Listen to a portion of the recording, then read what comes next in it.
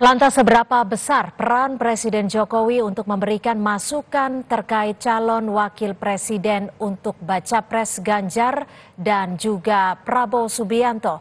Kita bergabung dengan Ketua DPP PDI Perjuangan, sudah ada Pak Sukur Nababan, Wasekjen PKB Pak Saiful Huda, dan juga sudah ada pengamat komunikasi politik Prof. Karim Suryadi. Selamat petang Bapak-Bapak, terima kasih untuk waktunya bersama kami di Kompas Petang.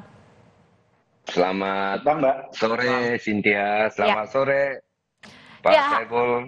Saya akan ke Prof. Pak Sukur terlebih dahulu. Pak Sukur, hari ini Rakernas PDI Perjuangan. Ada Pak Jokowi, ada Bu Mega, ada Pak Ganjar. Ikut dibahas tidak kandidat cawapresnya siapa?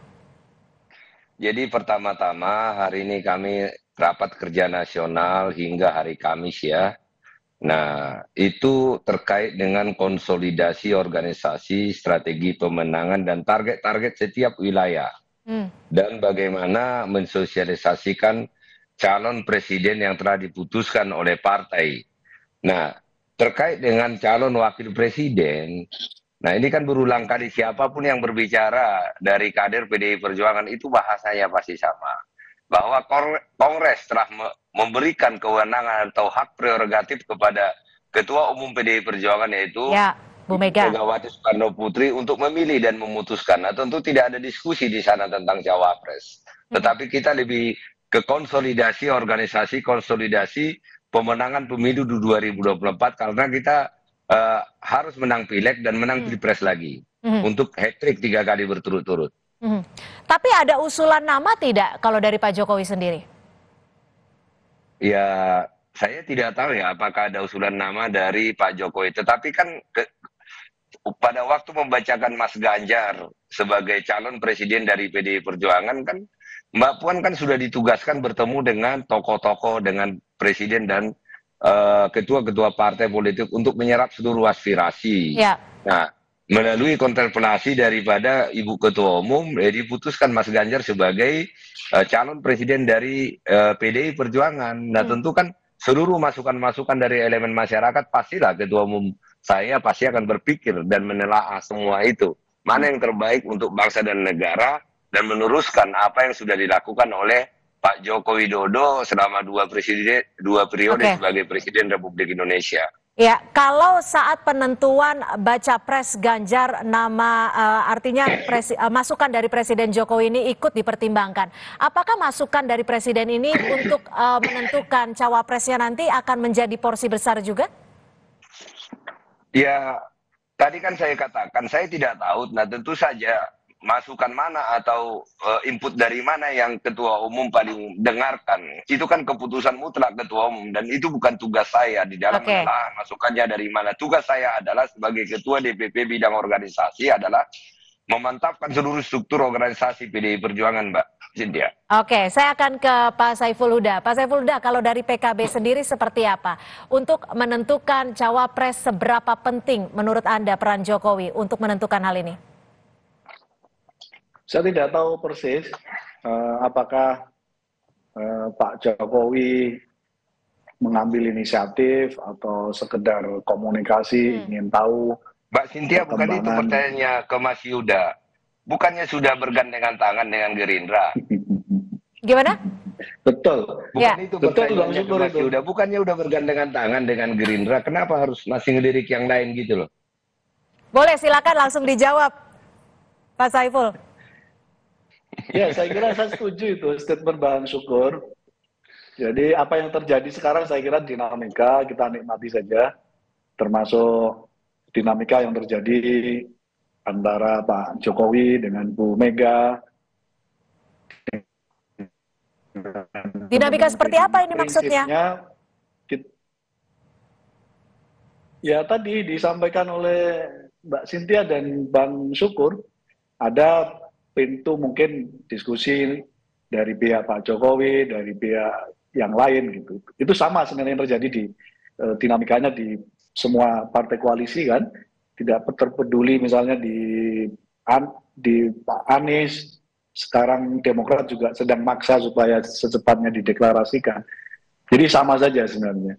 Nah pada konteks ini, saya kira saya setuju, ini dinamika yang suatu saat akan ketemu titik keseimbangannya, dan semua akan mengambil garis mana yang pantas dan tidak pantas, mana yang harus terlibat dan mana yang tidak. Tapi gini Pak Saiful, saat ini kan PKB sudah berkoalisi dengan Gerindra dan memang sampai saat ini masih mengajukan nama Caimin. Apakah akan terus meminta nama Caimin untuk menjadi cawapresnya Pak Prabowo, atau jika ada masukan lain akan seperti apa? Itu mandat muktamar, Mbak. Jadi PKB membangun koalisi dengan Gerindra untuk melaksanakan mandat muktamar PKB yang meminta Gus Imin masuk dalam Pilpres, baik sebagai presiden maupun wakil presiden.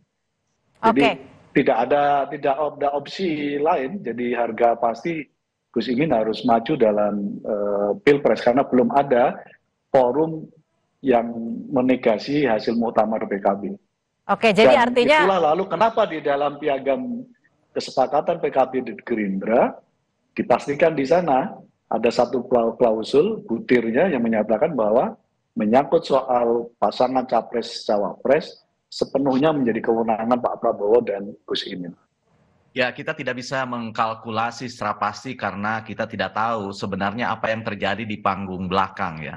Tetapi kalau kita mendengar apa yang dikatakan oleh Pak Presiden di panggung depan, kan ada dua parameternya. Yang pertama, dia sudah membatasi bahwa yang dimaksud dengan cawe-cawe atau ikut campur urun tangan dalam penentuan Pilpres 2024 ini tadi dikatakan bahwa untuk memastikan agar pemilu ini tidak menimbulkan riak-riak yang membahayakan menjaga bangsa dan negara secara garis besar. Yang kita percaya, saya yakin Presiden akan taat dengan kata-katanya. Lalu beberapa hari ke belakang, Presiden juga mengatakan bahwa setelah menerima masukan dari Musra, dia akan katakan akan membisikkan dengan kuat kepada para pimpinan parpol.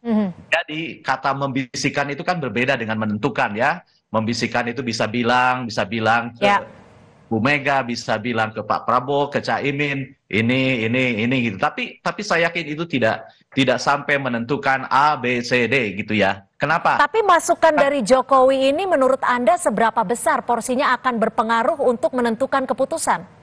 Begini Cynthia, teori politik mengatakan bahwa politisi itu lebih didorong oleh ketakutan ketimbang apa yang diinginkan.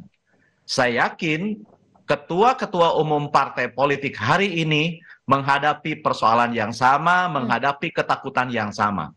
Sekaligus juga memiliki keinginan yang sama. Ketakutan untuk tidak menang, keinginan untuk menang dalam pemilu itu menjadi tone yang sama dan dihadapi oleh semua pimpinan partai politik. Sehingga pada saatnya mereka akan mengatakan to be or not to be. Dan politisi juga diajarkan, kalaupun mereka harus jatuh, pasti mereka akan memilih tempat yang baik, dan karena tindakannya sendiri. Oleh karena itu maka mendengar masukan dari siapapun, saya yakin mereka akan bisa. Tapi kalau dari Gerindra sendiri kan sudah jelas-jelas menyebutkan mau mendengar masukan dari Presiden Jokowi. Ya, saya yakin itu akan dilakukan. Kenapa? Karena untuk endorsement sampai hari H. Tetapi untuk memutuskan, saya yakin akan berpulang kepada kedaulatan partai masing-masing. Sebab menerima masukan tidak berarti menggadaikan kedaulatan. Jadi kalau ditanya sebatas mana kekuatan Jokowi, jawaban saya adalah sebatas tidak mengganggu kedaulatan partai. Pak Sukur setuju dengan hal itu? Ya setuju sekali 100%. Nah tentu saja ya pastikan ketua umum saya pasti mendengar bukan hanya dari Pak Jokowi, dari mana saja. Makanya tadi saya sampaikan Mbak Puan disuruh berkeliling. Nah tetapi keputusan itu tetap di ketua umum. Pasti tidak bisa diintervensi siapapun, saya yakin benar 1000% itu. Seperti tadi Rakernas kan saya sudah sampaikan, tidak ada pembicaraan wapres di sana. Yang adalah bagaimana memenangkan Ganjar, bagaimana konsolidasi partai, bagaimana mengefektifkan seluruh calon-calon anggota legislatif yang sudah diputuskan, bagaimana turun ke masyarakat. Itu yang kita bicarakan dan itu yang kami bahas sekarang ini. Maka nanti seluruh Dewan Pimpinan Daerah kami akan membuat target-target. Tapi begini Pak Sukur, seperti tadi yang sudah disampaikan Prof. Karim, ada setiap keinginan dari partai politik untuk menang ketika bertarung dalam Pilpres. kita tahu bahwa menyasar basis dari pendukung Jokowi juga cukup krusial. Ditambah satu lagi adalah meneruskan legasi Jokowi. Ini bagaimana? Saya hanya mau bertanya begini, Cynthia. Pak Jokowi itu asalnya dari mana sih? Mungkin Prof. Karim yang bisa menjawab itu. Dari mana sih awalnya, mulai dari menjadi wali kota, gubernur hingga presiden. Nah, tentu itu tidak bisa berubah. Itu tidak akan pernah berubah. Nah, artinya kan kalau kita lihat. Tapi kan kita tahu faktanya sekarang Jokowi juga Ganjar, sudah memiliki basis sendiri. Ganjar kan Pak Jokowi. Iya, pada saat pengumuman Ganjar kan ada Pak Jokowi nggak? Pada saat kami rakernas ada Pak Jokowi nggak? Dan itu sangat tertutup, tidak disiarkan di media kan. Dan tentu ada beberapa hal yang didiskusikan di situ yang tidak bisa saya sampaikan di publik kan. Oke, baik, saya akan ke.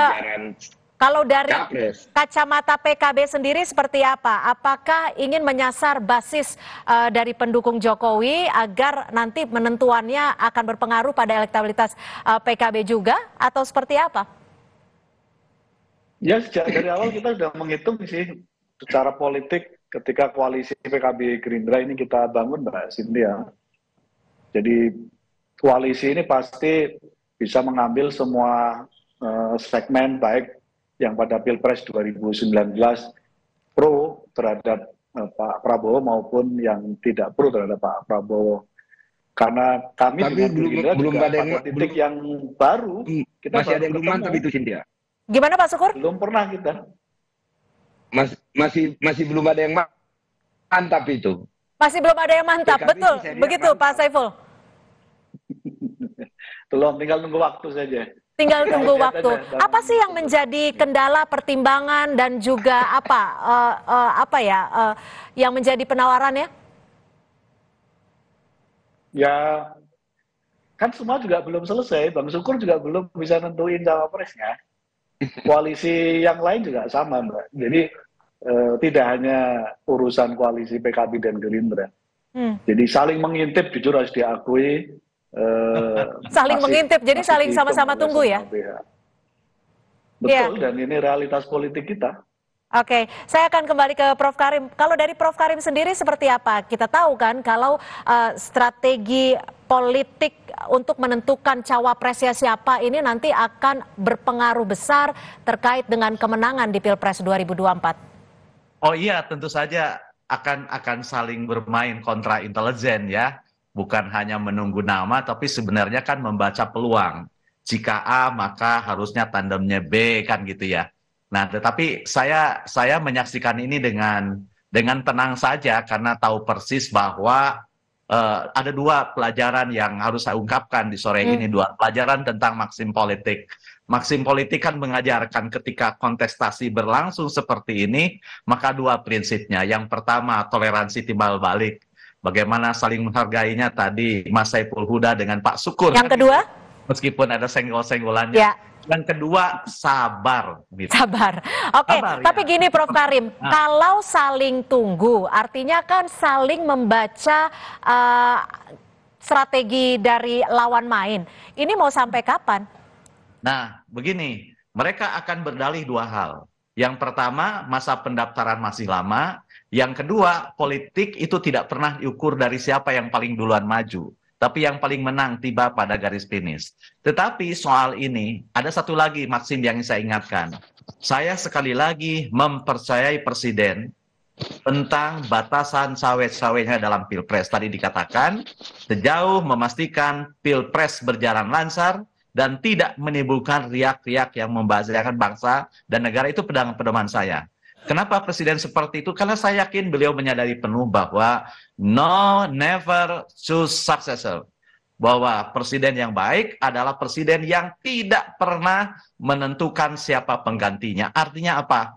Begini, kehormatan presiden itu akan terjaga selama dia tidak mendominasi siapa rezim yang akan datang atau penggantinya, bahwa memastikan itu akan berjalan sesuai dengan legacy, berjalan sesuai dengan program yang sudah dijalankan. Jangan lupa, itu sesungguhnya menjadi tugas partai pengusung yang bersangkutan. bahwa dia akan dievaluasi atau tidak, akan diteruskan, tidak, programnya menjadi tugasnya partai politik, bukan menjadi tugasnya incumbent. Baik, itu sekaligus pesan juga ya. Artinya terima kasih Bapak-Bapak sudah bergabung bersama kami di Kompas Petang. Ketua DPP PDI Perjuangan Pak Sukurna Baban dan juga Pak Saiful Huda, Wasekjen PKB, dan juga pengamat politik komunikasi Prof. Karim Suryadi sudah bergabung bersama kami. Terima kasih, selamat sore.